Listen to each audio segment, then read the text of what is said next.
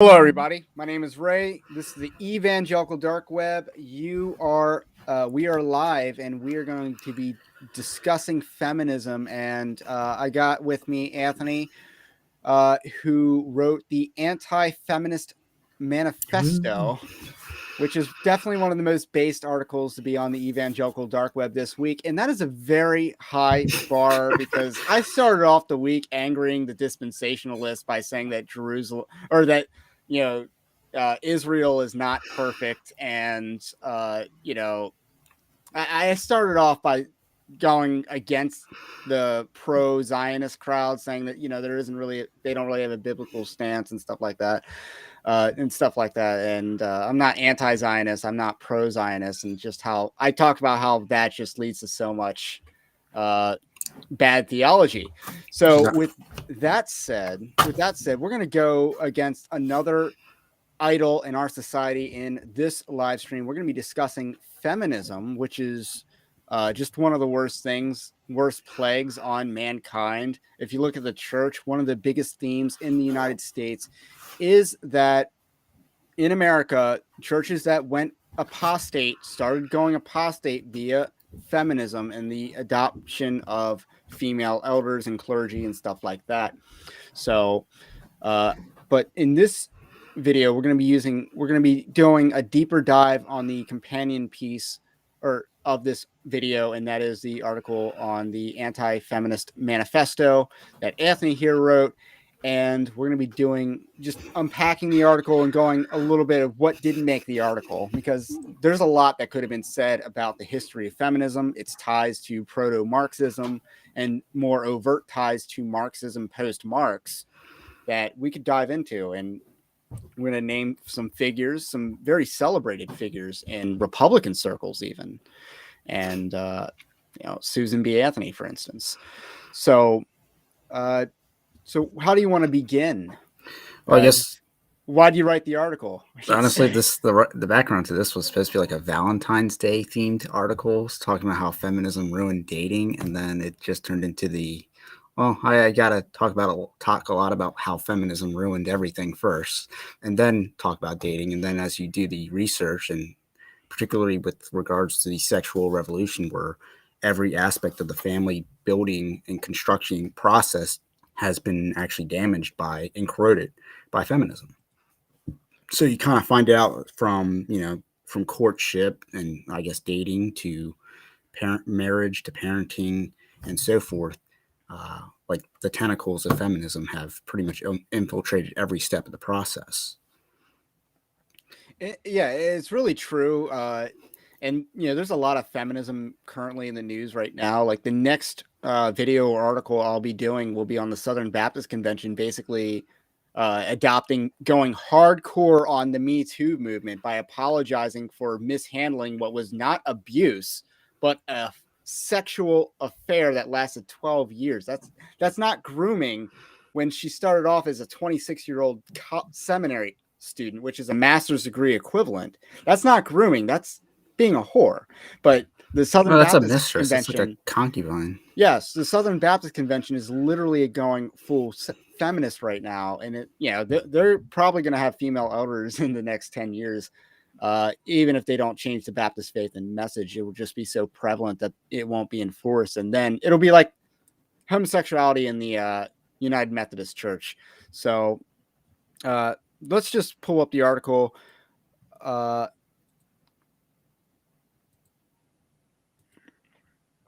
So the first name that you drop is Elizabeth Cady Stanton, who wrote the Women's Bible. So how canonical is the Women's Bible? That I don't know. It's just like when you look at because again, I'm not too versed in feminist literature. I read good things, but like if you go to the 1800s, you have like a lot of these early figures. They did, I think, they call it the Seneca Falls rally or something, and I want to say upstate New York, where they, I guess, pretty much were early advocates for women's suffrage. And she would be one of those figures again, along with like a Susan B. Anthony type. So they were more or less contemporaries. She was a feminist figure in the 1800s, so pretty much early on. and I'm pretty sure the feminist Bible is actually pretty long too, because it talks about like, I guess it goes back to like Genesis and kind of analyzing that. I think it might suggest that the fall of man was what pretty much established like patriarchy. So it was kind of the fallout of. It's like So it was a. what what you think that she was trying to communicate was that uh, patriarchy is the result of the fall, not a natural, not what was meant to be in created order. I believe that's where she was going, and but again, one thing that really struck me, especially with the quote I have in there, is that it's like, wow, that's critical. You know, it's kind of like early critical theory, and it makes sense if you think about like how all the, I guess the philosophers. Well, there's two major revolutions: the American and then the French, and a lot of philosophy undergirded those with like John Locke and Rousseau, and I guess several other of the Renaissance thinkers, and then you get those two revolutions. One works out, one turns into a disaster that is basically World War One with well, World War One before World War One. Yeah, I mean, if you think about the Napoleonic Wars, that was literally, that is World War One, but without Japan taking on ancillary colonies of Germany in East Asia. So that's basically World War One in terms of the alliances, the scale, and the scope. Uh, you just miss a little bit of Africa in there, but otherwise, that is World War One and the Napoleonic Wars. Now, And then out of the failure of that, you get a lot of philosophers that just kind of rise up. They're trying to analyze why one worked, one didn't. You would have like Alexander de Tocqueville. Obviously, you have other thought leaders like John Stuart Mills with utilitarianism, and then I of thought he would have course predated that, but and then contemporary, I think. sorry, John Stuart Mills was probably a contemporary of that, but he was predated by what's William Bentham or something like that. Bentham, who was like the founder of utilitarianism, and then John Stuart Mills reformed it a little bit to place kind of a value on happiness, like to kind of like utility, utility, happiness, utils. kind of the same thing, maximizing pleasure, minimizing suffering. So with all these ideas going on, and Karl Marx will come down the pike later on, but a lot of this stuff seems to predate Karl Marx. We have this quote where you says the prejudice against color of which we hear so much is no stronger than against sex. It is produced by the same cause and manifested very much in the same way. The Negro's skin and the woman's sex are both prima facie evidence that they were intended to be in subjugation to the white Saxon man. Now, I'll give her at least a pass on the use of the word Saxon because it predates the modern woke use of the word Anglo. I'm glad that the woke can kind of mix it up sometimes. But you can kind of see she's basically saying, like, the free white woman's tears equate to the slavery of the, I guess, the black slave in the South. And again, I presume she probably lived predominantly in the North. So, that would make sense. That's why she's making such an ignorant white girl comment. Like, it's either that her situation wasn't that bad, which means if she's equal to the slave, then that means slavery wasn't that bad, or she is really just being very melodramatic. And I would probably favor the latter a little bit. But you have kind of this where she's, again, man is the oppressor, she is the victim. And again, she kind of equates the slavery dynamic to the, I guess, the dynamic between men and women. This is in the 1800s. Yeah, this is in the 1800s. Now, if they were a black female slave, they would have double. I don't know if they got there just then. So you also kind of see the intersectionality kind of like form into this worldview that Elizabeth Cady Stanton articulates very early on. Now, you also point out the relationship between early feminism, early first wave feminism, because a lot of Republicans and conservatives today like to rave about first wave feminism and maybe sometimes second wave feminism, but third wave or fourth wave, whatever fourth wave is, I'm not entirely sure. Those are a bridge too far. But as I think we will see that they were always a bridge too far for their time, and that history, these were the evil people of history in their day. It's just that we've kind of progressed down this rabbit hole of feminism, and it has had detrimental consequences to our society. So how about we talk about how this proto-feminism movement and its early feminism movement corresponded with the issue of slavery in early American history. So, I mean, again, you get a lot of abolitionists in the North, but a lot of these women were pretty much, I guess, abolitionists themselves because, in large part, you would see that they kind of like hitched the, I guess, women's suffrage movement to the abolition of slavery movement. And this eventually would lead to when the Civil War happened, you have the three amendments. I guess they didn't oppose the 13th Amendment, but when it came to the 14th and the 15th Amendment, they didn't like the gendered language in there.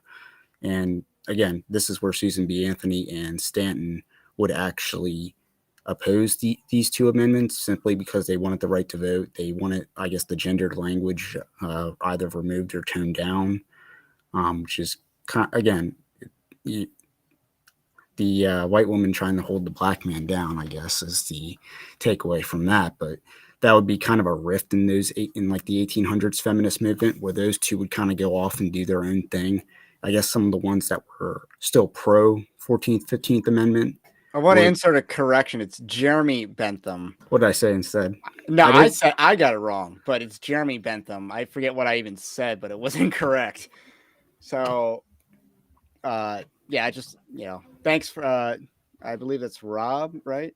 For that comment, because again, I haven't taken a philosophy course in like 4 years, so give me a little break here.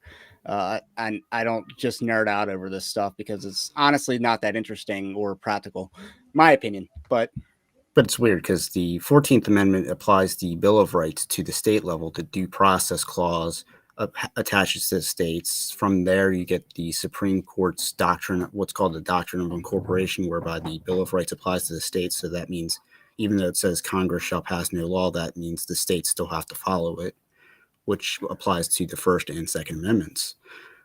So I don't actually know what the objection would be other than gendered language in that. But then 15th would be right to vote, which, again, you're holding back the, It's interesting. Now, per your review, did anything change after that? After those amendments, with how the relationship between the two movements? So they do split, and I think they reconverged towards the end of the century. A lot of the feminists would write like periodicals and basically newspapers. I think Stanton and Susan B. Anthony would write one called The Revolution, which coincidentally sounds like a Marxist, something that a Marxist periodical would be labeled. And then it would merge with another women's suffrage movement. But that's kind of where I ended it off with that wave, because again, then you get more into the 20th century with more hardcore suffrage. I guess that would be where the 19th Amendment gets passed. Of course, the 18th Amendment, I think, was also undergirded by a lot of early feminism as well, because I think women were more pro-temperance than men at that time, which would probably make sense. Yes. Actually, if you want to think about it, the temperance movement was the original Karen's power trip. Like, that was the original power trip for the Karen. That is why you should never empower the proverbial Karen, is the temperance movement, which was mostly funded by the Anti-Saloon League, which was largely, created to oppose drinking and consuming alcohol and under any circumstances. They were basically the Mothers Against Drunk Driving of that time period. Mothers Against Drunk Driving, again, I don't think it's a good organization because it's basically a modern iteration of the Anti-Saloon League, and Mothers Against Drunk Driving. I think they also were instrumental in raising the alcohol age in America to 21 nationwide, which has probably had pretty detrimental consequences on America's youth. But I don't think people really want to talk about that because they think, especially in the church, because drinking bad, I guess. But well, I mean, I didn't mention this in the article, but I guess like the weird thing on prohibition is that the Volstead Act was basically the actual prohibition law itself. So you basically I think when they initially drafted it, they would have allowed like 5.5% to be considered legal, but they lowered it to like 0.5%. So that basically means like beer is out off the table, and you had a lot more that was actually made outlawed than was, I guess, initially anticipated. And of course, Volstead was probably the worst law Congress ever passed. If you look at the externality and the results, I mean, he more or less created the criminal mafia that lasted maybe 80, 60 to 80 years of heightened power in America. And of course, you corrupted a lot of police departments because they would look the other way on drinking, which means you have a whole generation of cops that are looking the other way on one thing. They're kind of in bed with the criminals. And of course, you get the movie Serpico's or Denzel Washington, an American Gangster. You get those, I guess that's the aftermath of generations of corruption. Now, if we talk about what are often called the progressive amendments, I think they want to retcon the history to kind of remove the 18th Amendment, which was definitely a progressive. Again, it was the Karen Amendment to the U.S. Constitution was the 18th Amendment. And you talk about the 19th Amendment, which is kind of like their pinnacle of it's the pinnacle in that they got the suffrage passed. And then, but we also have the 16th and the 17th Amendment. What ties, if any, is feminism to any of these amendments? The 16th Amendment was the income tax on America. So the fact that you have to file taxes this year is thanks to the 16th Amendment. I'm pretty sure the 16th Americans bought that nonsense. It is a progressive amendment in terms of it establishes a progressive income tax on the United States. But I'm just wondering, these are all I'm not sure that was at the same time. I'm not sure 16th and 17th were necessarily related to feminism. Just a lot of people just you had certain people that hated the rich, so you wanted to get the 16th Amendment to tax the rich, so to speak, even though they would later end up rich can pay virtually nothing in taxes while the middle class gets squeezed. Yeah, I mean, back then, like you could deduct anything from taxes back then. Like you could play fast and loose with taxes back then. And then, of course, the 17th would more or less remove federalism from a lot of our systems. So if you like endless government spending and things being passed on to the states, that's the 17th Amendment right there. Yeah, I mean, those are 16, 17, and the 18th Amendments are definitely the worst amendments in the U.S. Constitution by far. The 19th? Not the 19th. 19th does not crack that. It does not crack that threshold. The other two are actually probably worse because if you think about it, you know how much more conservative this country would be without those two amendments. So moving on in your article, you get to the 20th century and you also bring up a new figure, Margaret Sanger. I mean, this one I kind of just threw in just because you kind of it's obligatory because obligatory, which is why I didn't really cite the quotes on her or put citations because everyone kind of knows she's a eugenicist. She was kind of racist, very anti-black. I think even Planned Parenthood's kind of had to tone down the rhetoric on Margaret Sanger. And she was very nonchalant and open about just promoting eugenics. She was very nonchalant about that. She would go on an interview and just talk about, just say it in a nice, calm voice about killing future generations of children and reducing the population of the earth. She was very calm about that. Like she just delivered in a great way. When people say it's not what you say, it's how you say it. Like she says horrible things in a great way. And, got to be nice. It's one of those instances where people who are despicable are not canceled at the time. And they really, she should have been proverbially canceled. Kind of like John Money, who is basically one of the authors of transgenderism and modern gender identity theories, John Money. And he committed heinous acts of sexual abuse and yet died a relatively celebrated figure. No, I mean, in that era, William Harding was also kind of celebrated when he died. He was very popular. And then Teapot Dome comes out after the fact. I mean, John Money died in like 2004. No. Yeah. He died in 2004. Robert Byrd was still popular when he died, right? I wouldn't know. So you bring up Margaret Sanger. Where does it go from Margaret Sanger? So we're in like the 20s and 30s now. So where does first wave turn into second wave? I think generally they call the 60s more or less second wave, but like, or probably even like the 40s you would probably get there. But with, I guess, the significance of Sanger being she founded Planned Parenthood, which would be the largest abortion provider in America, and abortion's pretty much the signature feminist act because you're more or less removing the most feminine thing a woman can do, which is bear a child, which is, the one thing they can do better than men, without argument. Except Pete Buttigieg wants to throw his name in the hat. Oh So, yeah, he's got breastfeeding down. yeah. Roads, not so much. Shipping crisis, not so much. But breastfeeding, uh, he's got that. So as we look back, so after you talk about Margaret Sanger, you also talk about a French feminist icon, Simone de Beauvoir. I don't I know think how it's to pronounce. Beauvoir. Beauvoir, author of The Second Sex. So here we kind of go across the pond to Europe.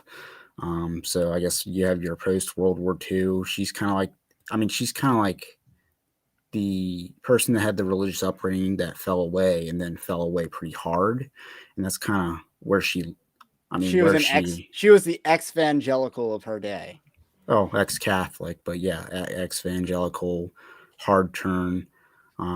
Pretty much, she would reject everything you could. Like she was in various open relationships. She did, men and women. She kind of it seemed like she kind of grooms her students to have lesbian relationships. So that's kind of one thing she did. But like, and So she was a TERF. I don't. Is there really such a thing? But like, but she, she was, grooming before grooming was a thing, I guess. But so her significance kind of is where you get a lot of the man hate, and she's very overt. Like, and this is just someone that lived completely 100% in academic circles and never really applied any of her teachings outside of it because, again, you lived in the academic community, you're surrounded by people that more or less, you can pretty much live in the experimental thought bubble and not put real application to your words or theory. So she never had kids, never was officially married, even though she was in multiple, open relationships. Trying to think what quote She do was I a have hub for? with many spokes. Yeah, You have, I believe, her saying it is perfectly natural for the future woman to feel indignant at the limitations posed upon her by her sex. The real question is not why she would reject them. The problem is rather to understand why she accepts them. So she kind of definitely wants to double down. And then you have a quote on I her mean, and so homosexuality. so she is like if you want to know where it completely just turns to man hating, That's she where would it probably, starts. What I just read was where it starts, and then and that's just one of the quotes. Like I could have picked the one where it was, it's when a woman asserts herself, or when a man asserts himself, it's just normal. When a woman does it, she's, I guess being less than human. She is like the original man hater as far as like feminists get. Well, maybe not the original, but like she's very overt. And like I could have chosen a dozen quotes, but I chose that one pretty much because the limitations she's talking about more or less refer to, like housekeeping, childbearing, basically normal things that women do. So she's basically saying that women are shackled to, I guess, domesticity, um, and and again, she didn't have kids. She didn't, live outside the academic bubble. So, that's kind of what you get when I guess you're more or less sheltered in that. And then, you then move on to Betty Friedan, so yeah, who would be the author of The Feminine Mystique, which is a book I'd actually heard of before this article you wrote. I had actually heard of that book.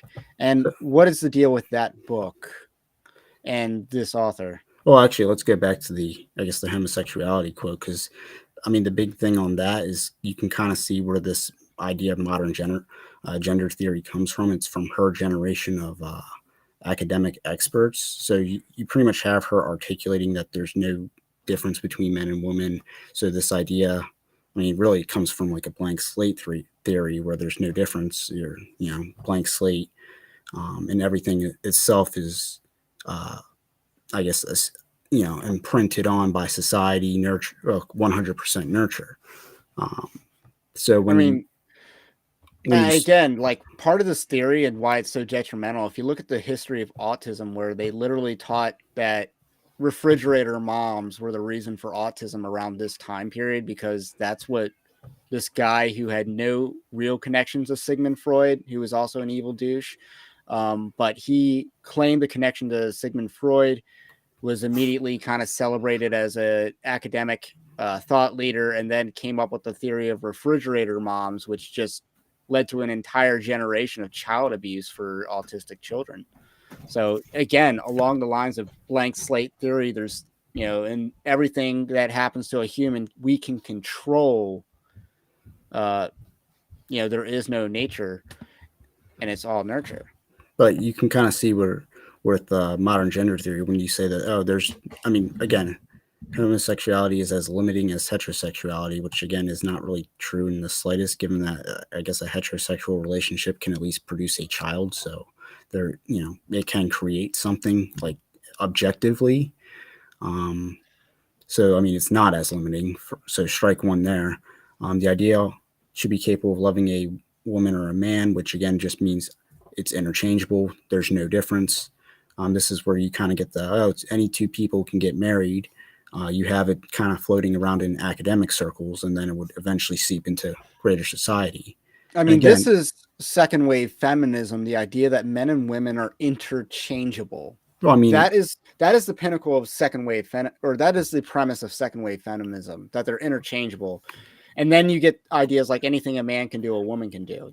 That's second wave feminism. I would say that's why you get the more emphasis on the work. Beyond that, when you, again, because you're applying, even the first wave was more or less applying a Marxist lens, like a proto-Marxist lens.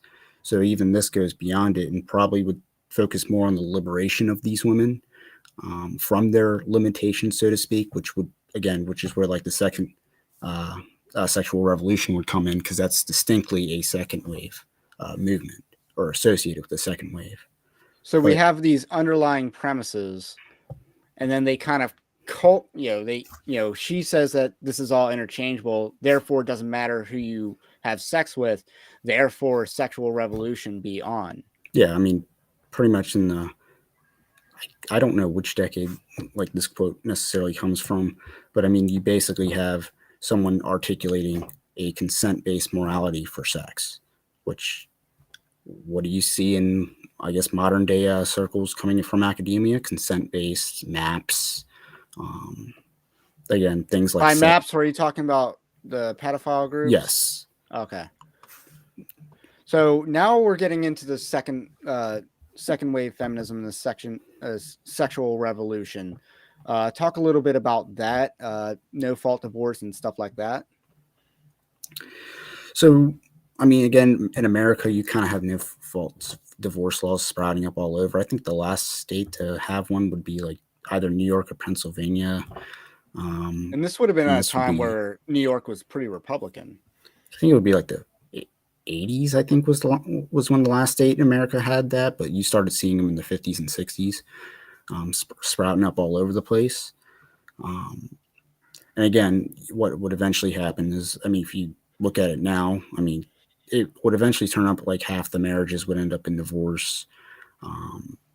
And I guess women initiated 70%. And then I found if they were college educated, that number jumps to 90%, which means, possibly if they're going to college, then that means they're more likely to be indoctrinated with more hardcore like Marxist ideologies. So there might be a connection between the ideology that they're learning in college seeping into their marital life and then affecting them there. That's why Jenny couldn't hold down a man. So with that said, that's actually really impactful statistic, because we hear that 50% of marriages end in divorce, which isn't necessarily true. No, it has receded. It has gone down because, like I talk about, fewer people are getting married. I talk about where it peaked. One reason. It peaks in like the 80s, I believe.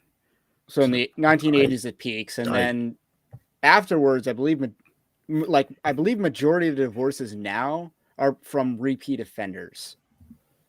Like the odds of you getting divorced a second time, or if you get married a second time, the odds of that marriage lasting go even further down, and so on and so forth with the third marriage. But it seems like Trump and Melania are holding out pretty strong here. Yeah, so it's still up 50% from like 1960, but it has receded from more or less being over double what it was in 1960. So, and again, when you have, I guess, the famous feminist mystique more or less projecting a disaffected housewife lifestyle, and that's being read by millions of people, and then they're kind of, again, it's projecting where you're putting your emotions onto someone else. And the author of it is more or less a communist activist with a track record that talk a little bit more about that. So yeah, I mean, I imagine before internet, you see a book called Feminist Mystique or something on the shelf. Person buys it, they read it, they probably think, oh, the author's just like me. But no, it's like literally someone that went to college, was more or less a journalist for, I guess, several, outlets, communist outlets. One of them being like Union. I think it's Union Electrical, which is or United Electrical, which is a famous a famous periodical which published communist literature in the United States, because the communists were trying to infiltrate the unions. Of course, the 50s comes along, you have McCarthyism, you have a lot of crackdown on that kind of stuff. And then, she kind of complains that she was fired for either being a woman, or, which I think is not as true as it sounds, because one, she probably didn't have seniority, and two, again, it was the 50s with McCarthyism.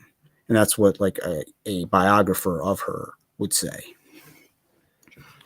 But again, you're reading her book and you think, oh, she's just like me. No, she's a Marxist.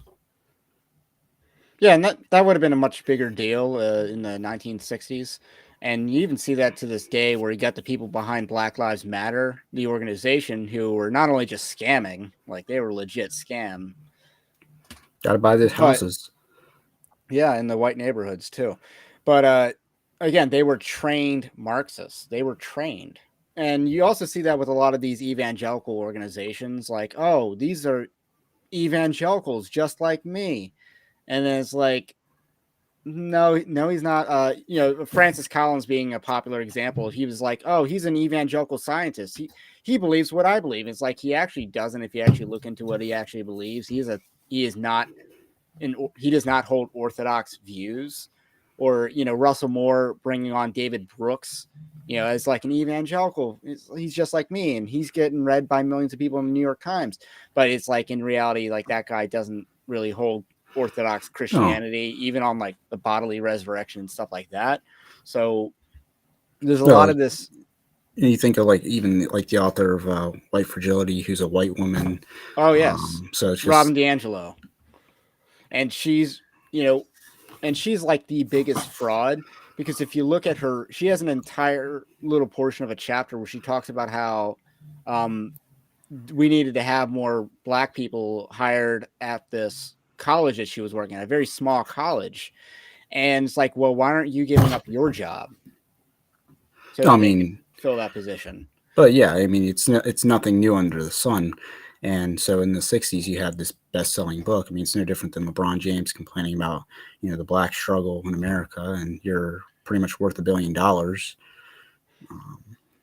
So Feminine Mystique author is basically your Robin DiAngelo of that time, where she's doing a lot of projecting of her own, because she has issues, and she projected that onto everyone else in White Fragility. And then that's what Feminine Mystique really was.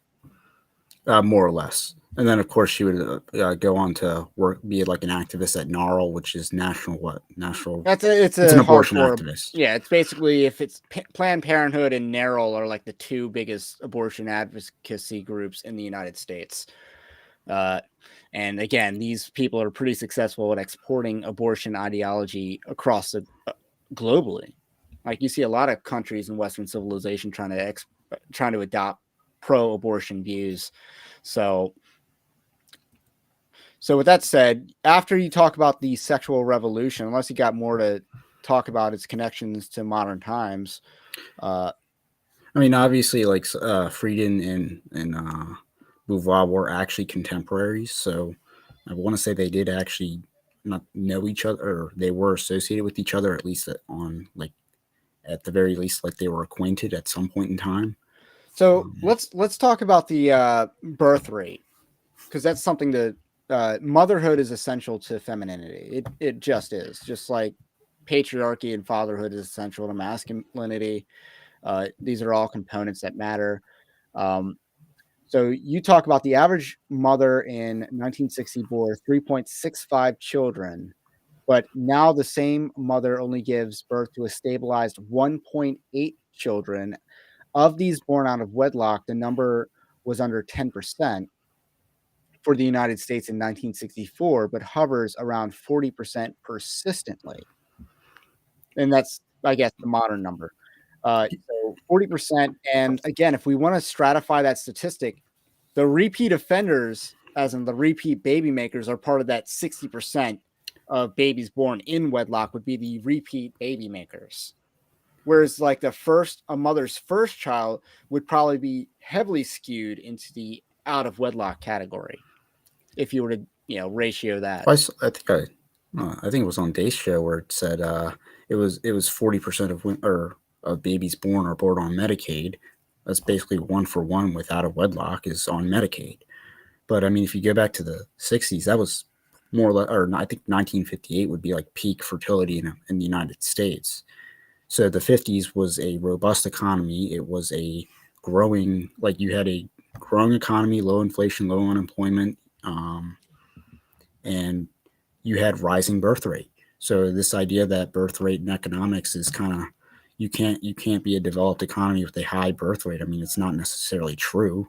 It's more ideologically driven. You had a stronger family structure in the 50s. I mean, the 50s was more or less your family of four. What dad goes to work, wife stays home or whatever. Even though I think women were still like 30% labor force participation, and of course, a lot of careers at that time were like teachers, nurses, like caretaking professions were still disproportionately women, and they still are today. So it's not like that's new.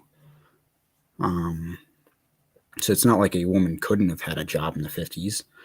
They might not, I mean, glass ceilings did exist in certain industries. That's certainly true. I mean, watch Mad Men. But like, Speaking of Mad Men, I think this is actually a very good departure because Mad Men, at its core, is a critique of the sexual revolution. That is integral to the plot, the overarching plot of that show, is that it is a critique of the sexual revolution. In fact, I would argue that Mad Men principally shows that the sexual revolution did not exist. The revolution portion was that the sexual immorality of society became more open, but it was always going on. Like, I mean, it's kind of like, not to say moral hazard, but you bail out the gambler, and then he continues to gamble, and that's pretty much what like things like the pill did. Did they also link penicillin to the sexual revolution, because that's syphilis? If you can treat that syphilis, then you can continue on fornicating. So like syphilis, like penicillin treating STDs was also part of the, I guess the I would have what thought is penicillin came a little earlier than the sexual revolution. Are you saying because because it came earlier, that's why? yeah, that's one of the things. Of course, I mean, just gynecology, was it obstetrics or OBGYN? You have a lot of developments there, but yeah, obviously the pill being kind of like the I guess the exegesis for the sexual revolution, where you can basically fornicate. It's reliable, even though they've had birth control for millennium at this point. Uh, Even abortion they've had for millennium at this point. Well, I But know if you look at the history, I can always remember this Wikipedia page I stumbled across that had and it was about a form of execution. I wasn't actually looking this up, and it talked about how the Kingdom of Hungary, in a completely based move, executed a woman via impalement mm, for infanticide. And I had no issues with that because that was they basically executed someone for committing abortion. I mean, even the early church would prescribe against abortion with, I want to say it's a didymy. So it's like a first the century. church took a very early stance against abortion. And then, unfortunately, when the issue came up in America, the church was actually very slow to react, incredibly slow. And then the Southern Baptist Convention would be pro-abortion in the 1970s. That's most notable. But the Catholics kind of re-spoke up on the issue first, as far as America and the issue of abortion is concerned. And since we're on the topic, I don't know if you have that later in the article, just returning to the topic of abortion, but abortion is the pinnacle achievement of feminism. Yeah. And I mean, name one other industry that has more or less a 38%, I guess, repeat customer retention rate. Because that's what I found when I was looking at the Texas data, because Texas has, I guess, some legislated mandatory reporting requirements. So the providers have to report abortion statistics to the state. And it's not like I found like a dip. It was a consistent 38%, give or take. I think the standard deviation, year over year. I didn't measure year over year. I just measured 2021, but like there wasn't like 1 month was 30, 1 month was 45. It was consistent 38%. Standard deviation was like 0.1%. So it was insane how consistent it was across the board. There wasn't like a prom night bump, like, after May. There wasn't a Valentine's Day bump. There's nothing like it was consistent, like 38% flat. So if that Texas statistic is true across the nation, which the only thing I think might sway it would be the black population being disproportionately more likely to have an abortion. I think that's the only statistic that would meaningfully change that 38%. But imagine again, home realtor or a car salesman, like, come on, 38% repeat customer. I mean, you can't get that.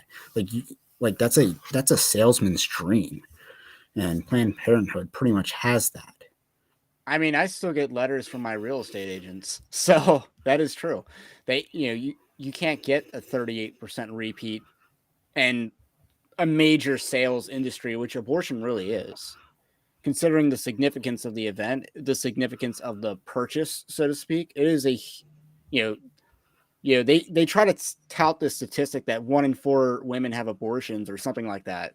If you've ever heard an absurd estimation of how many women have abortions, and in reality, it's more like the repeat offenders have so many abortions that it levels out and creates a much higher average of for the abortion rate for a specific population.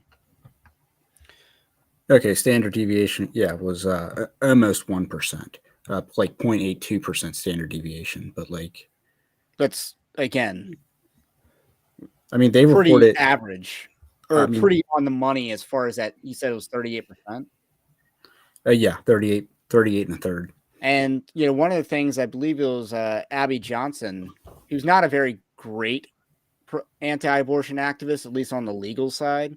Just wanted to throw that out there because I believe she opposed the Texas heartbeat bill until after it was signed into law. Like she was, and again, she took a very incrementalist approach. And I wrote the article on that, and that's where I found that data, and then I inserted it in this article. The Texas abortion law works. I mean, only 2 were reported outside, and again, they measure weeks 6 through 9 in one fell swoop. But that law works. You can't deny it. Look, read the data and weep, and I hope they are weeping, because it works. Only 2 outside of the beyond week 9. I mean, that's a huge success. Yeah, and it's strange that all these people don't do the math. They just don't do the math. Just do a simple mental exercise. If you were to make abortion illegal, the abortion rate would drop drastically like that. That is the quickest way to save so many the most lives. And yet these people think that we need to take not only an incremental approach where an incremental approach is unnecessary. Like Texas, they have a Republican trifecta. There's no reason to take an incrementalist approach when you have a trifecta. I understand in a state like Maryland, you take whatever win you can get, but in a Republican trifecta, no excuse for this. And then you get the people who are supposedly on our side talk about, no, we can't eliminate in all one fell swoop because of the consequences. Or they say the women aren't the victim for an abortion. So to me, that is a feminist infiltration of our movement. I think that's the number one thing that undermines the abortion, the pro-life or anti-abortion or abortion abolition movement, whatever you want to call it, because that feminism is the number one thing that undermines our cause. Yeah, I mean, again, we got to make that kind of statistic common, because again, I don't know how many states actually collect this data, but like 38%, that's like, if 38% are repeats, I mean, how much less sympathy do you get? I mean, again, exactly. 38% repeat rate, which means that these women know exactly what they're doing. And I forget what it was, but there's this, I believe it's a YouTube channel, but I saw it on Snapchat called, it's by Jubilee, which is some media company. And they were talking about middle ground, and they did an abortion thing, which kind of made me sick, because the people that said they were pro-life were not pro-life enough. Because again, they had the mentality that the woman who gets an abortion is a victim of the abortion industry. It's like, no, if you're a part of that 38%, you are a loyal customer base. And it kind of made me sick, because then you had the one woman who said she was pro-life, and she was talking about how the women don't really know that they're killing a child inside of them. We have to really teach them that. We have to teach them the value of human life. And then you get this pro-abortion woman that's like, no, I know exactly what I'm doing. yeah, And it's like complete silence on the supposedly pro-life person's voice part, because they had nothing to say to that. So that is, again, well, you had the one woman on the camera that had took an abortion pill on live TV, right?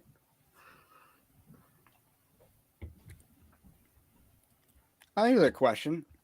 Ray, would you guys associate with more abolitionism or pro-life? There's a big difference between the two. The guy in my congregation are hardcore abolitionists. Again, I use the term abolitionist, abortion abolition, more in my writing, but I understand that the term pro-life still has the most value in terms of ability to understand.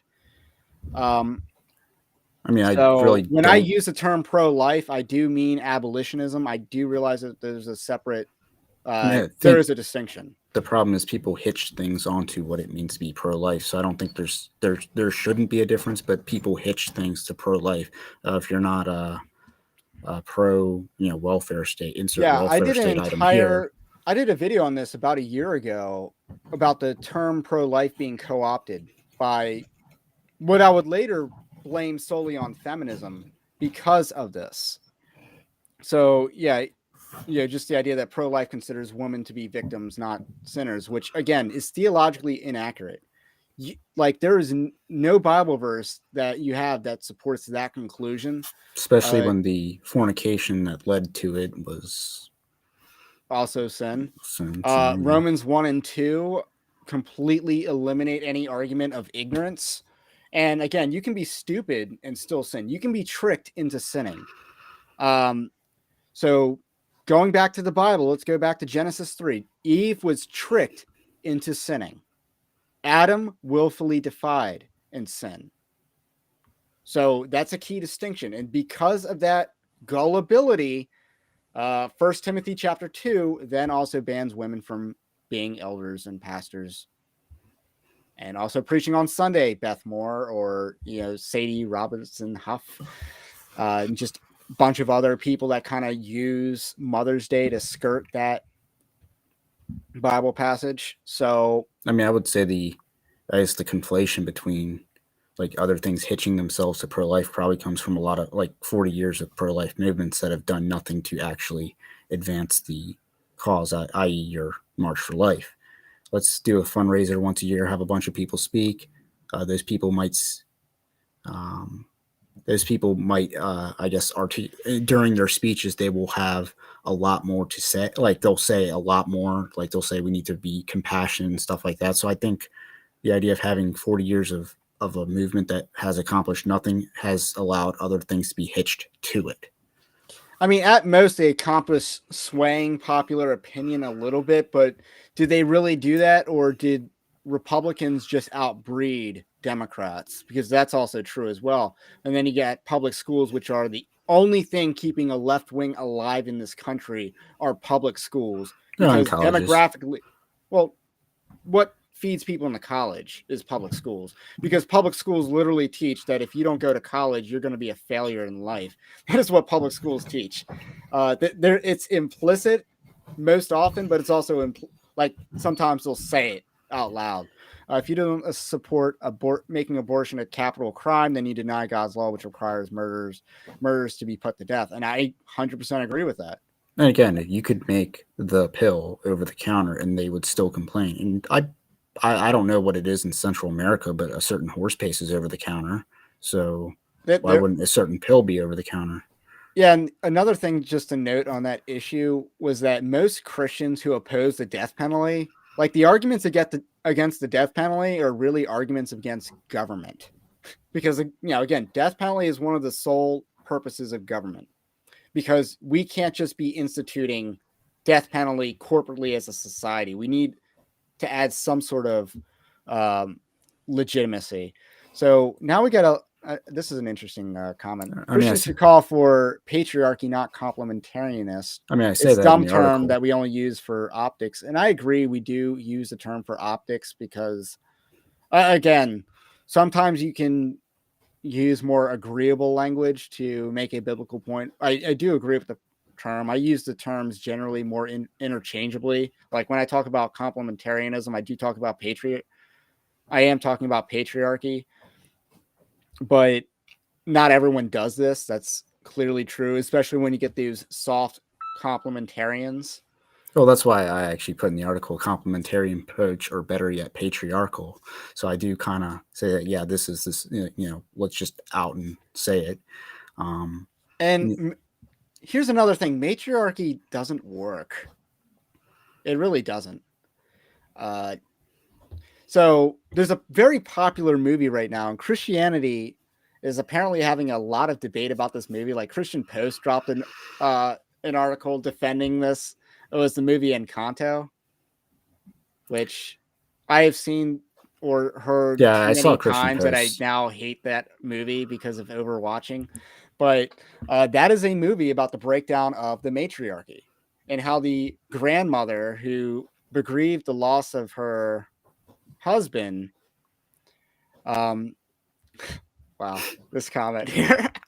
Is that really matriarchy, or is that just patriarchy? Because the women are still breeding in that the drones are living the good life, but the drones are living the good life. So, and then the queen and the worker bees do all the work. But it's basically about the breakdown of the matriarchy. So in some ways, the movie is actually very right wing, but in one particular way, the movie I would say is very left wing, and that is this movie does promote effeminate men, because the character Bruno is an effeminate failure as a man, and the movie not only says he's still a good guy for it, but justifies his effeminacy. That's what the movie does. It justifies Bruno's effeminacy and how he didn't actually leave the family and start a new life to get away from his abusive mother. Instead, he just goes hiding in the walls and talking to rats, and then stealing food for himself. And it's like, that is a poor example of masculinity, and you don't really see a positive example of masculinity in that movie. And that is actually the bad messaging in that movie. Otherwise, the family messaging is actually pretty good. The idea that we shouldn't get our identity solely from what our talents are, and we should have something deeper to form our identity off of, is good. And I would say that the movie's also very in the predestination camp and not the free will camp as well. So that part is pretty good. But the fact that it promotes and justifies effeminate men, that part is the subversion. So you see that. And I know I do want to get into a little deeper on Hollywood later on, because this is an interesting, because I do want to talk about this thing, because I got into a little spout with someone earlier on Gab today over the idea of female characters. Any media that has has female characters in combat without a justification is pushing feminist propaganda. So I was having a bit of a combat, not a combat, but a dispute on Gap about this very topic, about feminism in movies. And I'm saying, no, this movie wasn't feminist because it's actually promoting maternal instinct. It is a woman. It was the movie Aliens, which is a classic.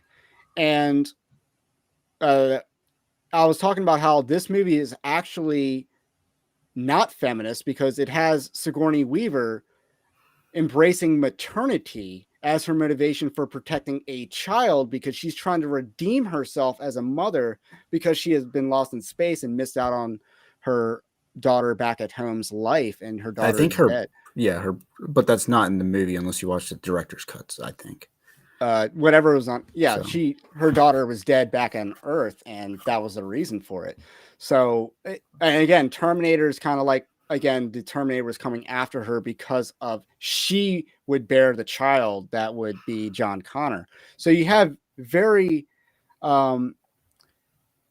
exactly. So here's the story. I'm going to name drop, because there is a Christian company called Lore that wants to create Christian movies and television show, basically be a Christian alternative to Netflix, that is basically calling Aliens the most feminist franchise ever. And I'm only counting the first two movies because they're the only two I've seen, the only two I need to see, because they're the only two that matter. It's like the Terminator franchise, which same arguments also apply to Terminator and Aliens, which these are not feminist movies, but they have strong female characters. And I guess he was going after Daily Wire, who's a competitor, and this was a very petty comparison, because a petty spout, because Daily Wire, they distributed one movie and they produced another movie. Both of them have female characters taking defensive action against largely men.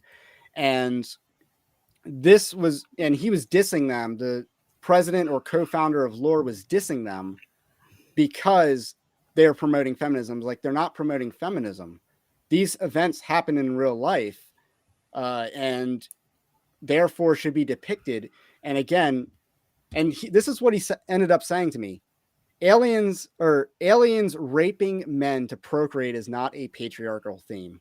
So apparently, our Lore, and maybe I'll do an entire video on this, Lore has a thematic checkbox that any content must check in order to be done by them. I just think that is more of the same from Christian films, and that they will not create good products if they have so many checkboxes that must be checked. So here's another thought. I think Christian children should be taken out of public schools. Personally, I wrote a letter to the editor on this. Kids don't have the defense mechanisms to evaluate other worldviews. And I think that's true to a certain extent. I don't know what age that changes. I mean, keep in mind, middle school, that's got to change. High school, that's definitely there's a big difference between a public school and, let's say, California versus Wyoming. Like, there's a huge disparity. I'm not saying it's all good, but like, there's different degrees of what is wicked and intolerable versus what is permissible if you prepare your child as a parent.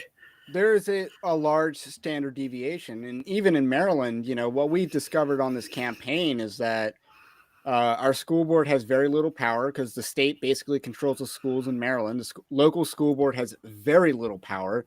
They get to create and execute the budget, but except, again, they can't really take a stronger stance against the state agency that directly oversees them.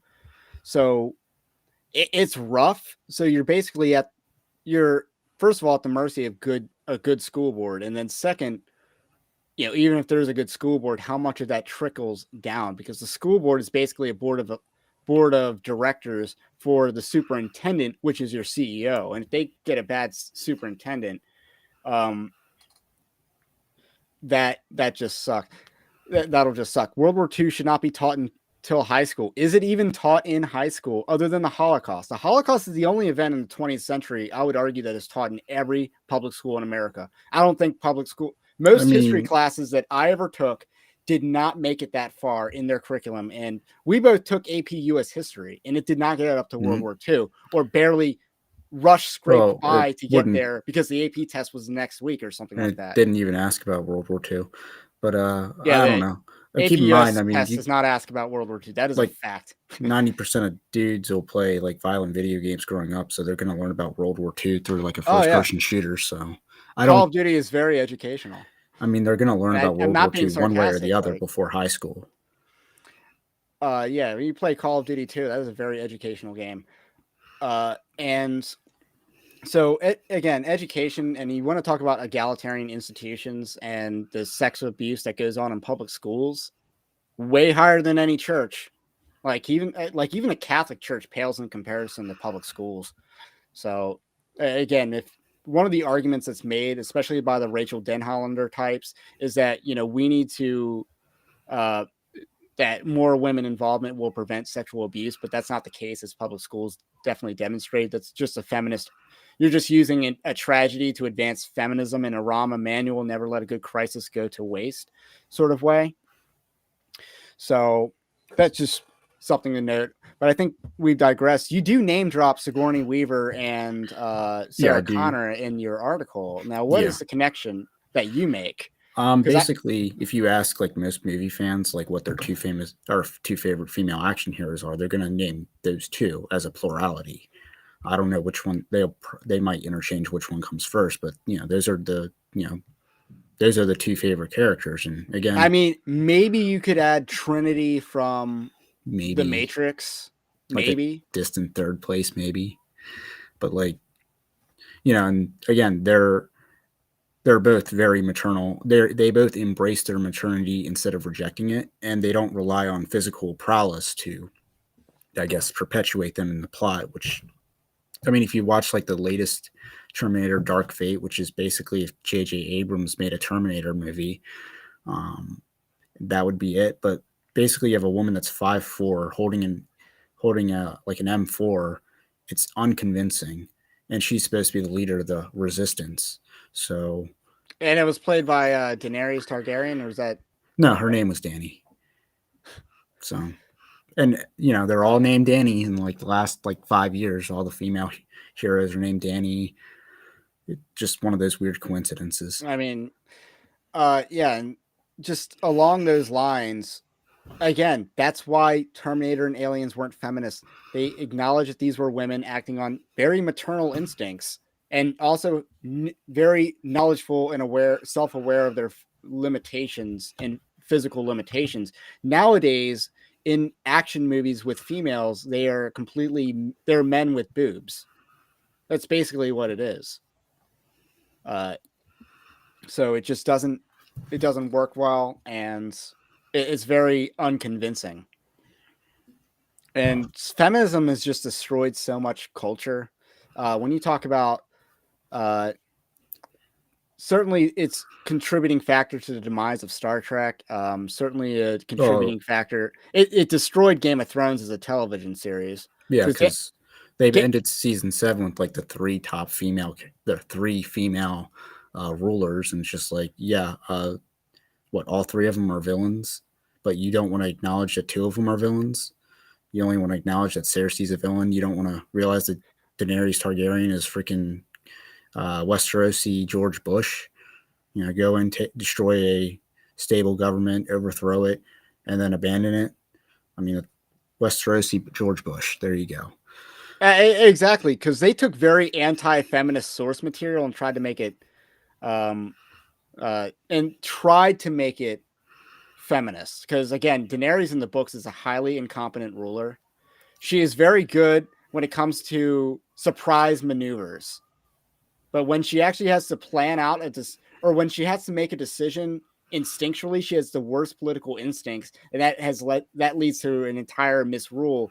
And the show not only ignores that, but they have a male character do all of the dumb things that the female character in the book was doing. So that's what feminism looks like in movies today, where you have a male character being really dumb and a female character having an unearned prowess. I mean, Ray, what's her face in Star Wars is the epitome of this, but it's certainly not the only example. Well, I mentioned Jane Eyre. I mean, even though we're going way back to classic literature with Jane Eyre, that's your quintessential proto-feminist book where the guy has to become crippled. I think he's blind in one eye and he's lost like an arm or something in order for them to be equal. And which is really her being superior because the guy has to be completely crippled. His house has to burn down for them to be a on the lot same of people page. think along the lines of Jane Eyre that Pride and Prejudice is more feminist than it actually is, where I would argue that Pride and Prejudice is a call to masculinity, not a rejection of femininity. It's not I wouldn't call it a feminist book. It's a call to masculinity. It wants men to live up to the standard that they have. And it also wants women to live up to the standards that they have. The degenerate sisters in Pride and Prejudice are untalented and do not live up to any of the standards of women. And then you got what's his face, the handsome McGee there in the book, Darby. That doesn't sound right. Darby, right? Darby. That doesn't sound right. But he is like the ultimate man in that book that lives up to the standard of masculinity and ultimately makes a sacrificial move to save her family, Jane's family, from the scandal that her sisters got themselves into by having sex outside, by eloping with a degenerate male. So again, that book is a call to living up to your standards, living up to your social roles more than it is a rejection of them. So again, what people say and what they show can be two entirely different things. And we often don't get,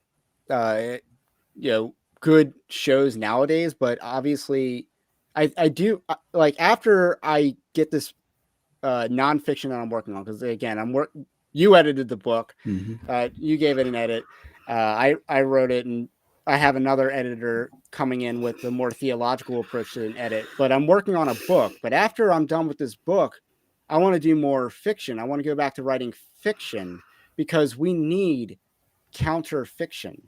Like we need real fiction that we can rely on in our society. We need Christian fiction, and particularly Christian fiction that's uninhibited by the standards that apparently John Speed at Lore has, and also the standards of Christian movies. But still, the people that wrote God's Not Dead, which is a quintessential Big Eva youth movie, are now doing a horror movie with Sean Patrick Flannery as the star. So these people are actually stepping up. Yeah, I forgot about. Nefarious. So that. Yeah, the Nefarious movie with Sean Patrick Flannery, who is the star of Boondock Saints. Like, they're stepping up their game. Quintessential masculine movie, by the way. Well, I wouldn't say quintessential, but it's an homage to vigilantism. And that's kind of what the movie's about. It's very stylish over substance, but it's very good, well done style. And apparently it's just so much of an action movie that they couldn't air it in theaters, and it became a cult classic. But again, we need, now obviously I'm not going in any of that direction. I can just write action. I can write action. I'd like to try my hand at writing comedy, and I'd like to do a comedy that makes fun of feminism because it's so easy and fun to make fun of. So as we certainly wrap up the article, because now we're talking about your conclusion in the Great Society, or you talk about the. I did want to. I mean, because let's tie it back to Marxism, because that's how you end. That's how you start, and that's how you end the article. Is you bring it to Marxism, you bring it back to Marxism at the beginning and the end. So, how about you tie it? All right. Actually read what I wrote. So, I mean, pretty much, I mean, you have the 60s, which was, I mean, keep in mind the 50s, you crack down on communism. The 60s, you have a lot of it come in. And again, like feminism, you have a lot of these Marxists that are, female Marxists that are more or less in the academic circles. Of course, the civil rights movement was also infiltrated by Marxism. So, obviously, like MLK, the MLK connection. If you've been MLK pilled, I kind of allude to that. And then, of course, you have Great Society, which, again, we've seen the breakdown of the family more or less incentivized by government programs, But that's all, typical PragerU type conservative talking points, but certainly true. PragerU conservatism is not the worst, but it's BoomerCon epitomized. So the latest article on the evangelicaldarkweb.org that was published after this article was about how the Conservative Baptist Network went full boomer. And by full boomer, they're literally saying that our black guy should have been at this racial reconciliation round table because he's entitled to have a seat at that table for some reason. I don't know why, but he's entitled to that because he's black. And it's like Ed Litton. It was an online seminar, and they're making such a big fuss about that.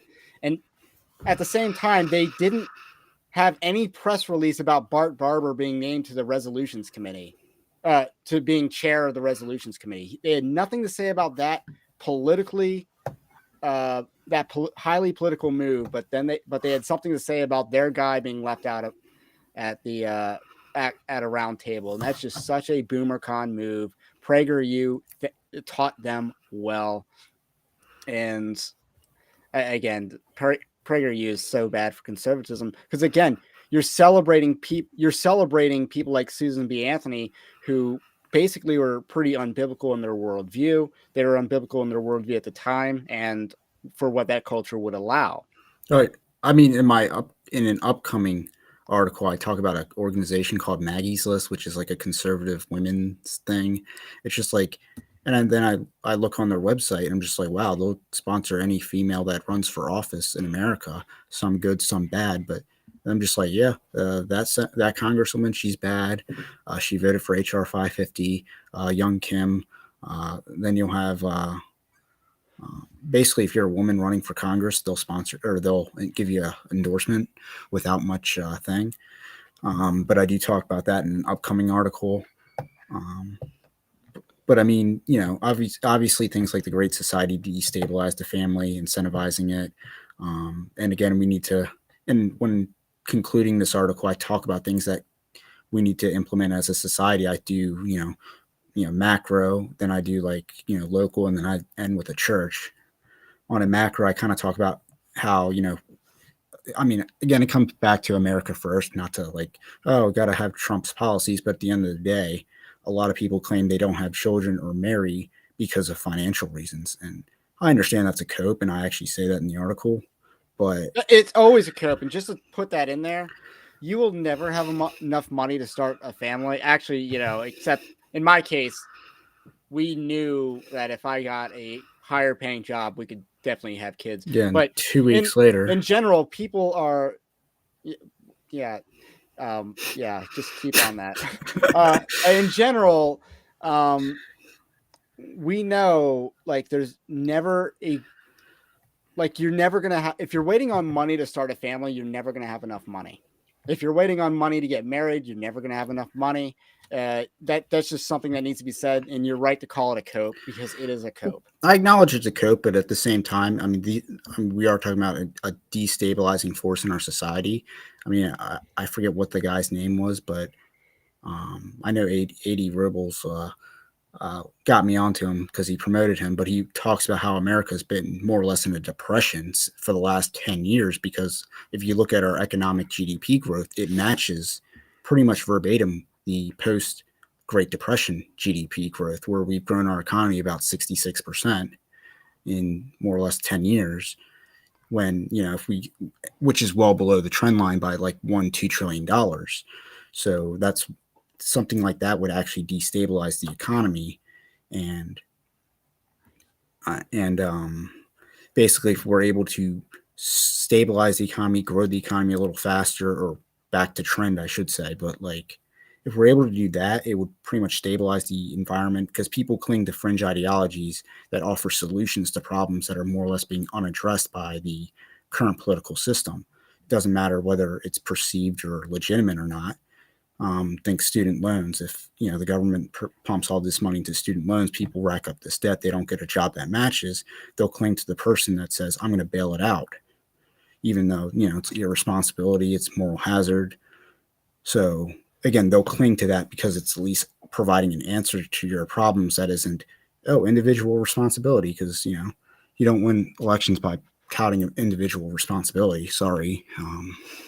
So that's Now, why interesting America. comment is that there's three predictors of higher birth rates because again, our low birth rate will kill us as a nation, especially as it relates to China. Low IQ, poverty, and religiosity. Wealth has a negative correlation with birth rates, and that's definitely true when you see the countries. Um, it's also true like that wealth also allows for more kids to live after being born. So that factors in, but obviously with the advancements of medicine reaching the world, uh yeah, I'm pretty sure like infant mortality has declined globally. Well, that's why I talk more. It's more about. I mean, even though those are three predictors after like 50 years of data, where it's more of an ideological shift that has led to lower birth rate. I mean, we can talk about China real quick, where they had a birth rate about six. Their birth rate was 6.6+% or whatever, and in 10 years they lowered that to like two. Well, like in the 70s they lowered it from six to like three something, and then they implemented one child in like 1980, and then that's where it dropped to like 1.2. So it can be more ideological what drives birth rates, and that's why I juxtapose that with like Israel, which Israel is probably one of the better birth rates in the world. And it's again religiosity being that predictor. I But I don't think mean, it's religiosity. Israel's a pretty atheist well, nation. Orthodox Jews, I imagine, are pumping that number up. Maybe it's So definitely the most atheist nation in its neighbors. Like, so it's I, not like you look at trends in religious sentiment in across the world, and it's like, do you believe that belief in religion is tied to morality? And it was a Pew Research study that just asked that question globally, and America and South Korea were like the two nations most affirmative of that were like developed and like South and Korea has one of the lowest birth rates in the world. They're lower than China. I think and they're them actually a more religious nation than them most of. Taiwan and Singapore are like the three lowest. But I mean, China's more or less stabilized. It's actually gone up a little bit because they've relaxed the one child. Um, but I think it's more ideological than because again, we're pushing women to go to school. Our marriage age has actually gone up to 20. Like, let me actually pull. I have a spreadsheet on that. It's Our marriage age stands at like nearly 30.4 for men, 28.6 for women. Women historically was like 21.6, guys was 25, trending down. So we are that is a huge, like it dips in the 50s and 60s, and then it just completely overcorrects. That is probably I mean, that's bad for masculinity, which I don't really talk about in the article because it's about feminism. But this is a launching point to talk about several other issues. Uh, you know, because that, uh, Pedro in the chat here is bringing up birth control. That's certainly one issue to bring up. Uh, I don't have as dogmatic a position on that because again, I have been in the position where it was there were health concerns I for guess it, I guess endometriosis and stuff like that. I take more of a Judah and Tamar approach. If you're undermining your marital commitment by not trying, um, and you know what I'm talking about, then that's where it becomes more of a problem. The sin of Because the sin of Odin was pulling out yeah, and saying psych when he basically had an obligation to. He was basically trying to interfere with the line of Jesus and did pull out game and said psych, and then God smited him for that. That's the sin of Odin, and I think that's largely uh, taught in many churches, or like I people don't. did not read close enough into the text and what Yeah, was actually I going don't on. think a lot of churches want to tell. Oh, They just hey, took Sunday. the wasted seed part and ignored the fact that he was already in. He pulled out, and he said psych, pulled out. I'm not fathering a child for my brother or whatever, and then that was the line of Jesus that he was interfering with. So I mean, so that would be my take. Is it's more about if you're undermining the marital vow, the purpose of marriage, versus just delaying it for a year or two. Yeah, because that I would was be talking my. with my wife about this being dual income, no kids. How biblical is that? And I was pretty much trying to say I think they're kind of rejecting God's created order, and that's what that was kind of my position on that issue, was that I thought they were rejecting this God's created order. So again, a lot of different areas we can discuss, because I think feminism is probably one of the most subversive things that we fail to grasp how many bad premises we have adopted. And I write about this in the book that you edited and I wrote, where I talk about we have adopted so many false premises as a church, as believers, and we need to kind of peel them back, peel them off to kind of liberate ourselves. Uh,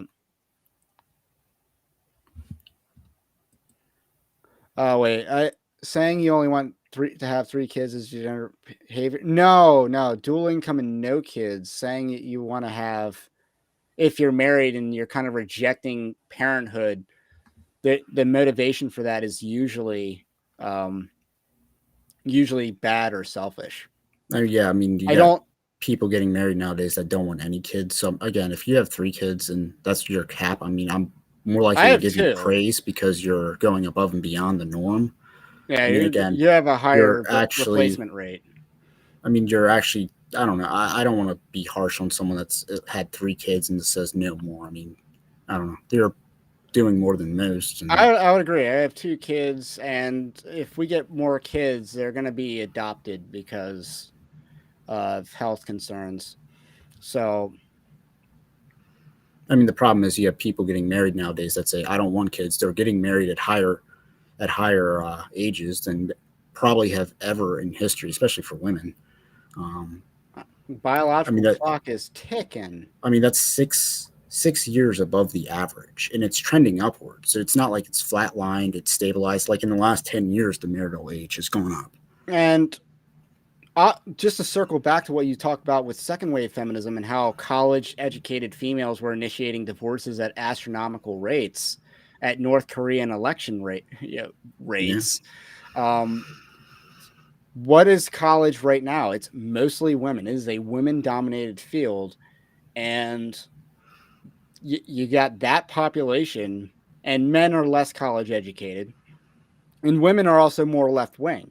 Like there's a yeah. I mean huge that's gender gap between right and left wing, I mean that's what I didn't really talk about in especially the among article, but singles.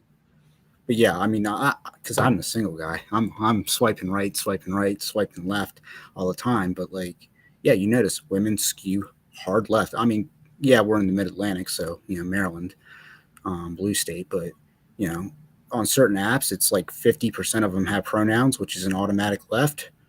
Um, so, and again, women are more leftist than men. There is a gender, I guess, disparity in terms of like conservative to liberal. That's affecting matchmaking. Obviously, a lot of them are not overly flattering because they try to like again, feminism is a rejection of femininity, which is why a lot of the feminists look like more or less men, and they androgynize themselves.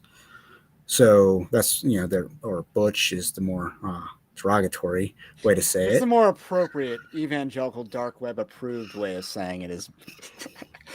But yeah, because again, feminism is not about femininity, it's a rejection of femininity, and that's why feminist icons just love to tear apart, take someone who's beautiful and turn them ugly. We've seen this story so many times. I've done a few videos on this where it was like this girl that became like transvestite or Well, whatever. Ellen Page. No, it was before that. It had to do with it was a child or something. It was like, yeah. And Ellen Page is another great example. That's a more public example. And then she put fake abs inside of her because that's her view of masculinity is fake abs. I want to be on the cover of Men's Health magazine. I want to have that type of body because those people are all natural, like John Cena and Dwayne Johnson. So it just goes. And let's do a last call for questions, because this stream doesn't have to be that Well, long. We don't have to break any records yeah. with this I mean, stream. well, pretty much I say, like, obviously America First policies would stabilize the Yeah, because we economy. stopped at the country. You didn't. I don't know if you went with local, A tax state. code that's more Yeah. pro-family, even if that just means we give out tax credit for married families. I feel like, and again, I don't even think that's unprecedented in history. I think Romans did that, or like you had European kingdoms that basically handed out, money for babies, for population growth. Because again, population growth is essential to a war. It just is, or economics. And again, we need to bring a lot of those types of jobs back because again, stable income, You're stable talking about family. manufacturing jobs, which are like the Yeah. most stable income jobs the middle class has ever seen. And again, if we don't offer those solutions, the communists will offer theirs instead. Obviously, mass migration is the other thing because that does depress wages. And again, you're basically supplanting your population growth with foreign nationals that have no connection to the underlying culture, much like Europe, which actually I think Albania will be like majority Muslim in like one generation because the Muslims are basically the replacement, or they're pretty much replace. Well, they will replace the previous population. And then I move on to the school system. Basically, we have to counter critical race theory because any economic gains we make are more or less stopgaps unless we curtail the ideology. So that comes down to like the school board level, the local government. I mean, I think it starts in the church. We kind of need to Oh, unwrap the ties of feminism in the church, and then we can kind of use that to mobilize the yeah, larger culture. and that's kind of where I end it is with the church. Um, just because the church actually does need to teach a biblical worldview onto it between like men and women, not necessarily cater to the um, surrounding world. And again, we can look at the fruits of the ideology. You judge a tree by its fruit, and the fruit isn't good.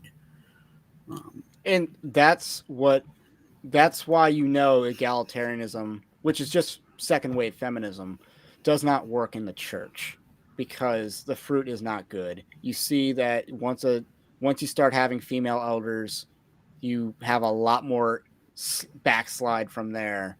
And I think I had someone that tried to push back on the Evangelical Covenant Church doesn't teach these things. It's like I'm citing their website. It is their denominational website that has all the things that I'm sourcing is from their website. Just because your individual church doesn't teach it doesn't mean the institution doesn't. And again, that's just another example. That's just one example. The Methodists are another example. The Baptist, you look at the split from the Southern Baptist Convention, but prior or around the time of the Baptist Faith and Message. The other denominations that split from them went way downhill, way fast. So let's just get to some questions here. This one's from Pedro. Doesn't feminism predate Marxism? I think I we mean, on talked about paper, technically yes, but I mean Well, my point is more that they're identical. Basically, parallel thinking.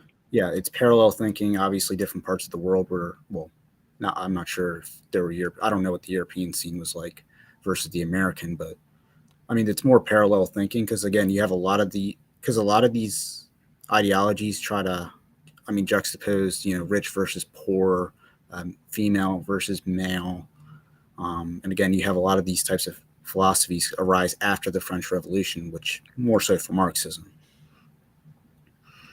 Yeah, so a lot of it's like I use the word proto-Marxism a lot in this stream, so that's just something to keep in mind. Like it was early precursors to Marxism.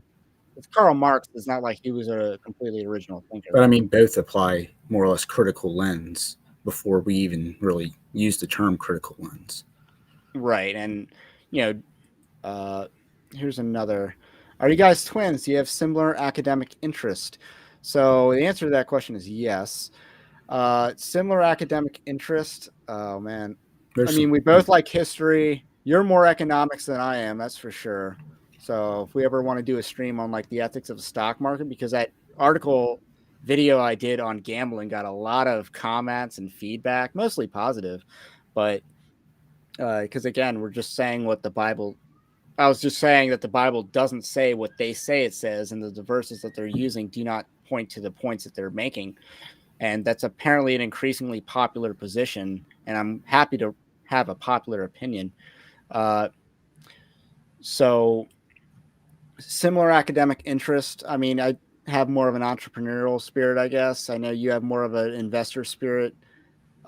We both are pretty well versed in politics as well, and we're working on a campaign together locally.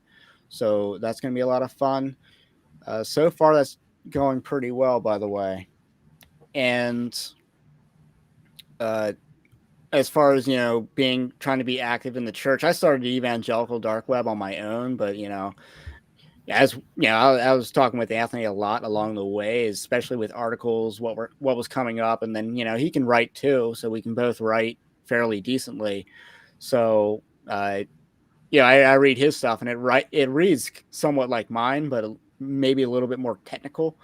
And then now I just don't have time for writing columns. So you're writing a lot of columns. I don't have time to write columns. I just write small news articles and do videos with commentary, but I don't have time to write like think pieces. The last column really that I wrote was on Tim Keller and why I think he's a false teacher. So similar academic interest a lot of times. Yeah. I mean, we both love pop culture and watching movies and stuff like that. To go along with your next comment, which was Ray does well at movie reviews. Thank you. I don't do as many secular reviews because it doesn't come up a whole lot because I stopped writing for secular publications, and that was some more invest in my own. Like I used to do reviews over at a site called Knock Report, which is where I started writing at. And I would do movie or show reviews on like anything I was watching. It could be like Space Force was probably one of the last reviews I ever wrote for them. Was a review on that show, which just dropped the second season. So I'll see how they write themselves out of the hole that they said that they wrote themselves in. But yeah. Let's see. Have you looked into pro-natalist policies that Hungary put in place? My understanding is Hungary is pretty based, so it's based, but it's also kind of like not based. I don't know quite how I feel about it. Obviously, they're doing something right, but there's also a lot of shadiness. Like Victor Oberon or whatever his name is, I don't think is exactly a model leader. And if I'm doing a top 5 world leaders in the country, I'm not sure he makes the top 5. He might make a top 10 just because it's an extremely low talent pool. Because who would make a top 5? Like the guy from Mexico, I think would actually make my top 5 because he was actually pretty opposed to vaccinating children and lockdowns and stuff like that.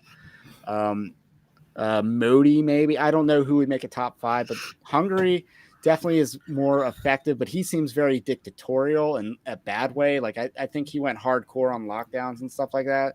So I'm not sure like that Hungary is I think the David French types try to paint Hungary as like, we're looking up at Hungary. It's like, I don't really think we're looking up at Hungary all that much. We just like the fact that Hungary is going in a more based direction, but I'm not super familiar with the politics of Hungary other than kind of what I just said. Like they're going in a more based direction, but they're not quite willing to leave the European Union yet.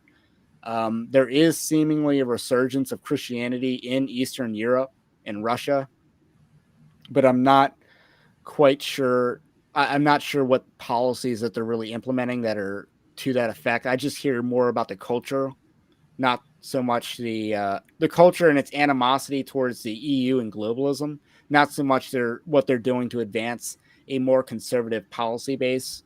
Yeah, I mean, our tax code in general is more or less pro-business, but pro-global business. So I wouldn't know about.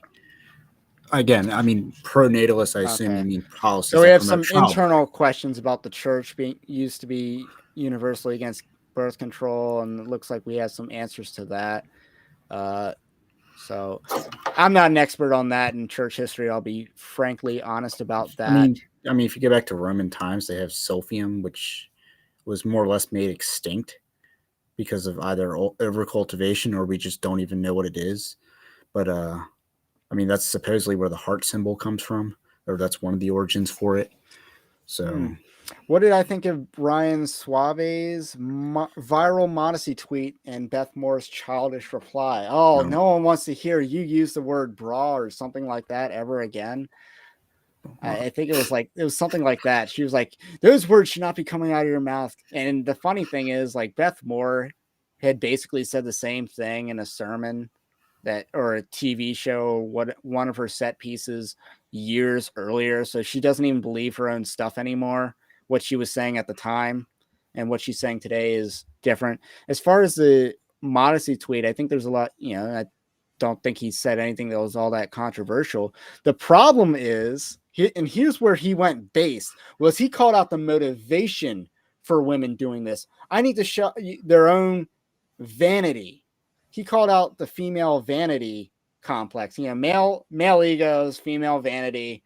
He called out the female vanity, and that's where he crossed the line with these feminist types. He crossed that line by saying we don't want to see your gym pictures. We don't want to see your workout, your transformations. We don't want to see your post-pregnancy glow and, very scantily clad. We don't want to see you in a basically sports bra, but pregnant bump. We don't want to see that. He was basically saying that. It was like he was going after the vanity. He was going after their motivation for doing so because, and if you think about it, social media has really advanced the poor class of like how did Tommy Lahren become a thing? It's because of like she was kind of good looking back in the day, right? Like it just gives such a pass to people who play this game. The conservative ethos are some of the worst out there. So I liked how that was called out. Do you think Marxism could be the atheist version of Gnosticism or Manichaeism, which I believe was what Augustine was a part of before he became a Christian? I don't necessarily think it's Gnosticism. It's kind of its own category. I mean, if you think about it, there are three macro false teachings. There are three macro false teachings. One of them is legalism, you're adding to scripture. Another is antinomianism, you're taking away from scripture. And the third is Gnosticism, where you're reading into scripture, like you're seeing a special knowledge in scripture that doesn't exist. So, like, Gnosticism is a general broad category of false teaching or bad handling of the text. Marxism has more to do with creating a parallel, like Marxism in the context that the church is doing is creating a parallel. It would fall more into the legalism category where you're adding law to the gospel, I would think. But there is a Gnostic component to it in that certain people have access to special knowledge based on their race or based on their class or other demographic issues. That's where the Gnosticism comes in. Or even the saying, it's not about the it's not about the hypocrisy. It's about the hierarchy. They don't follow their own teaching because they're better than you. So, I mean, I would just say Marxism's parallel, because communism parallel, except instead of the church becomes the state, and you worship up the ladder. So I would say it's completely parallel. And it seems like we got some more chat on the like, again, I'm not super informed by Hungary. It was like concerning Hungary's pro-natalist policies, George Soros is irritated by Hungary and tried to sabotage these policies. Hungary has some really blunt criticisms of Soros, even puts ads against them. Yeah, Hungary and Soros don't exactly get along. So that's an interesting little saga, I guess. And just along those lines, again, George Soros and those people sponsor color revolutions in that part of the world. Like they tried to do a color revolution in 2020 because Lukashenko, the president dictator of Belarus, did not go along with the Great Reset agenda. So he refused to go along with the Great Reset agenda. So they tried to institute a color revolution against him. I don't think it worked, but it did have an impact. This was around the time of the Summer Olympics, I believe. And then obviously you look at 2014 Ukraine, where the left wing, the European Union, helped stage a color revolution in Ukraine to overthrow the president of Ukraine. And that's what started this entire saga of Joe Biden and Burisma and all that other stuff. And, we're about to go to war in Ukraine, apparently, because of all that stuff, because of that color revolution that started in 2014. So, George Soros types do not mess around in that part of the world. So, what do you think of Colin Miller? Oh, I can take this one. I don't even know who that is. You don't know who that is? I do know who that is. I've watched a few of his videos. He does good work. Because I check out channels that have overlap between my channel and other YouTube channels. So Colin Miller is one of the channels that ranks on that list. I think 80 Robles is probably number one. And then you got Conversations That Matter and Right Response Ministries or somewhere along there, Apologia. And Colin Miller is in the top 10 on that list. I have seen him for other things. He did a video. I think my first video that I ever watched with him was when he was talking about dealing with a false copyright claim by Stephen Furtick on his YouTube channel. And I was dealing with a false copyright claim by Stephen Furtick. I don't know if it was by Stephen Furtick, because YouTube allows a lot of people to abuse copyright policy relatively easily. And it's not like they have a bad policy. Like, YouTube actually has a decent policy where if you want something removed, you have to go to court for it. Eventually, if they keep appealing it, it goes to court. But how it works is that, you know, they can shut down a video for like 2 weeks as you're waiting for them to respond to your appeal and stuff like that. So it's just, that part was really messed up, and that's what I was going through. So I watched a Colin Miller video on that, and apparently Stephen Furtick wanted to take down his video. But generally positive things to say. He's really good on tapping onto mega celebrities. I don't know if he gets quite as wonky as I do, or whether he just focuses on really big names, because it's really good for algorithms. Nothing negative to say, though. Let's see. Oh, wait. No, there's this question here. I mean, I actually do know a little on Mike Winger. He's generally good for apologetics. I mean, I do wonder if being in SoCal might affect him on other issues, but I mean, generally his apologetic stuff is okay. And trying to think what else. I mean, he is obviously not a Calvinist. I think he's actually done videos refuting Calvinism. So if that's a big deal, pretty sure he's but I mean, apologetics, I mean, I think he parallels like a lot of James White stuff. So he is good for some things, even if you might not like him. Again, I'm not too exposed to him beyond that. So I'll be honest, I don't pay oftentimes it gets like I'm very behind on watching any Conversations That Matter. So I don't have as much time to focus on a lot of other teachers. And then, I got like 3 things going on. Evangelical Dark Web's one. I have my own job, and then this campaign that I'm running. So it's very hard to look at a lot of other people's work. I did watch the most recent Colin Miller article or video I watched was on the most people who call themselves Christians aren't actually Christians. That was a pretty decent point he was making. And, he's basically saying this is why we need discernment. So that was very good.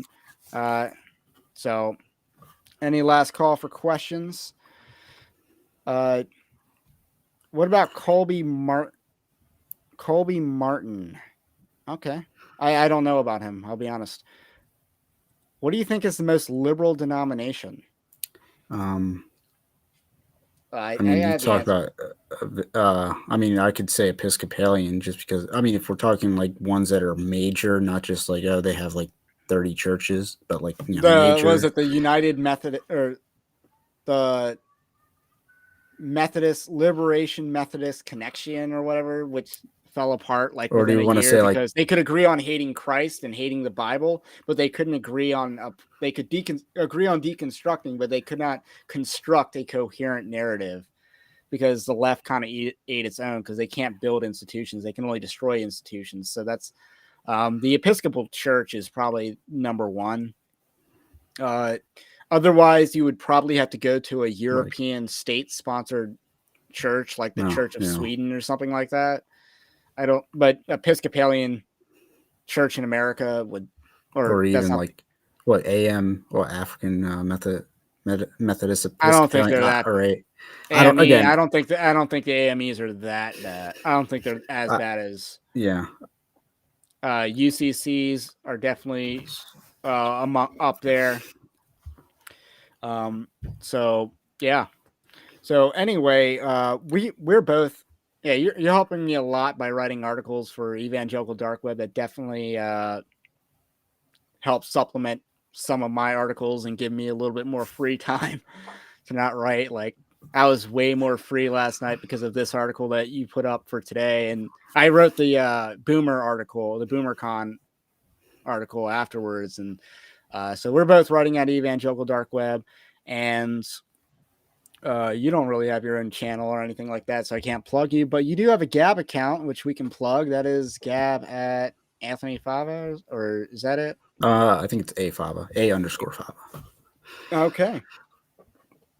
So anyway, we gave a lot of people shout outs, which is not usually what we do on this channel. We're giving out like Colin Miller and Conversations That Matter and 80 Rolas. We gave them a lot of shout outs today. Usually we name drop people negatively on this Evangelical Dark Web, or we just have but anyway, very positive stream as we talk about feminism. So anyway, it looks like the chat's still active. Like, I hate to cut you all off, but this is Ray, this is the Evangelical Dark Web, and I do want to say that if you want to support content like this, the Evangelical Dark Web does have a Patreon-like system. It's in-house because Patreon likes to censor content, so we didn't want to use them because they already did censorship 3 years ago, so I didn't want to make that mistake. And so we kind of have that our own built up in there. So you can support that at $5 a month is the minimum tier that helps you keep the lights on. And you can vote on right now. There is a vote going on for what to write about next, because we have 4 people to write about. It was like David Jeremiah was one of the names. Louis Giglio is another name. Sadie Robertson Huff is currently leading that vote. And then the last one was, I'm forgetting the name. David Jeremiah. David Jeremiah, Louis Giglio, Sadie Robertson Huff, and who is the last one? Let me pull that up. Rich Wilkerson Jr. So I am partial to either writing about Rich Wilkerson Jr. because I think that'll be easiest, or Sadie Robertson Huff because that could be very interesting. So I'm partial to those two, but obviously, if you are a subscriber, lowest tier is $5 a month. You can vote on that question. And otherwise, you help support independent Christian journalism because, again, Christian Post isn't that great. I mean, they're kind of the best, but they're not that great, or the biggest, but they're not that great. And I think pound for pound, Evangelical Dark Web has the most value. So definitely subscribe to that, or at the minimum, like this stream. Also subscribe to the channel because that's the least you can do. I just explained what the most you could do was, but that's the least you can do. So anyway, my name's Ray, that's Anthony, and this is the Evangelical Dark Web. Have a blessed day, and we will catch you on the next one.